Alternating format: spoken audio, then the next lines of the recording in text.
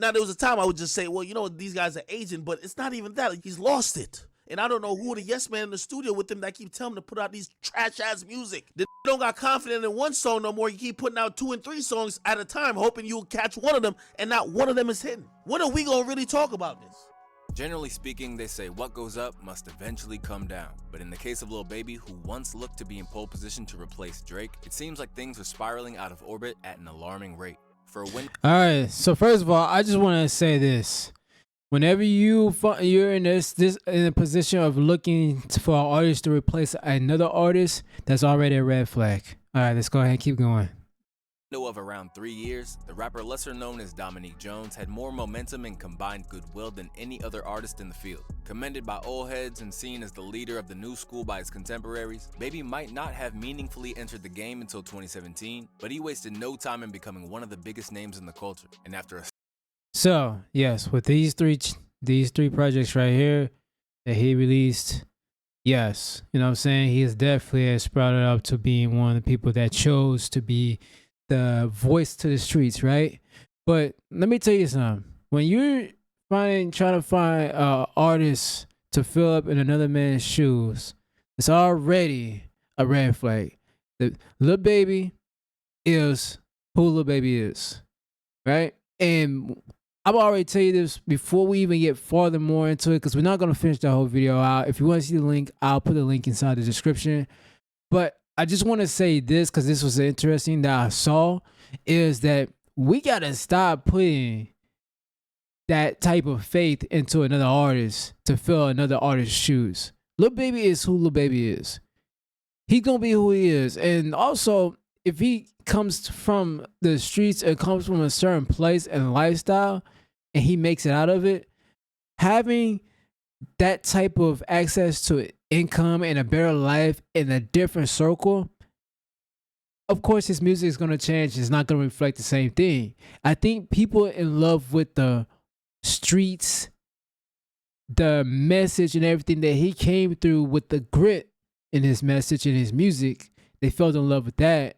And as he began to understand, process different perspectives that he now has endured in, as well, with picking up wealth of some type of, you know, income that has now got him out of that situation, and he's traveling to different places and he's encountering, meeting people who are not in that lifestyle. Yes, his mind is going to change. And yes, the content of his music might not feel the same that you once fell in love with. Is that bad? No. You can't expect an artist to be the same thing. He gave you like 3 fucking albums right here.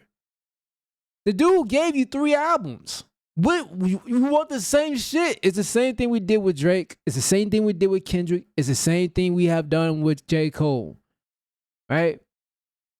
When you have talented artists who were in that situation or were just now getting out of it, and they tell their story, and they gave you 3 projects, 3 plus more projects of these, you should be happy. Let them figure out his next identity or her next identity of what her purpose and message is within their art. You know what I'm saying? And you just gotta let them figure that out. You might not like it, but as he continues to grow and mature, I mean, the guy only been in the game for like how long? It's not like he's been in the game for 10 years, right? Like, get the guy time. Like, he's adjusting to a completely different lifestyle. You know what I'm saying? So we're gonna play a little bit more. I get on a tangent with these things because the public of people who don't even make music would put out stuff like this where they like, well, this artist changed. It's like you don't even make music. You don't even know the process of all this stuff, like what artists go through mentally to even create the type of music. And it's just because it's a song that you doesn't resonate with you no more, or that you don't feel no more, that's cool. That's cool. A stellar mixtape run, the release of 2020's My Turn wasn't just critically acclaimed and commercially lucrative, but had one of the most fitting album titles we've seen in a while. A #1 record that came complete with a modern protest anthem that took him to the top of the charts. Baby was at the vanguard of the trap movement, and before long, he was receiving the kind of plaudits that are usually reserved for veterans of the game. Do you know you one of the biggest black men in the world? Sure. To me, you the hardest young. I stamped that. Suddenly, Baby was on such a pedestal that he found himself performing at the FIFA World Cup, something usually only reserved for megastars, putting Baby in front of the eyes of 2 billion televisions globally. But while Big Loon spoke of his current prominence and the position that it granted him, there are now concerns over Lil Baby's staying power, as due to the combination of persistent factors, the public that elevated him are now begging him to stop rapping. Once seen as a reliable source for undeniable club bangers, Lil Baby now stands accused of falling into the familiar trap of getting comfortable and milking his sound, all the while refusing to alter his sound or respond to the criticisms that he's receiving. Back at the outset. Okay, well, I mean, that's one thing, you know what I'm saying? As far as not involving your style, but I mean, Lil Baby sounds like Lil Baby, right? Like when you hear him, he sounds like Lil Baby. And he's gonna sound like Lil Baby. That's how he came up with his style and his flow, right?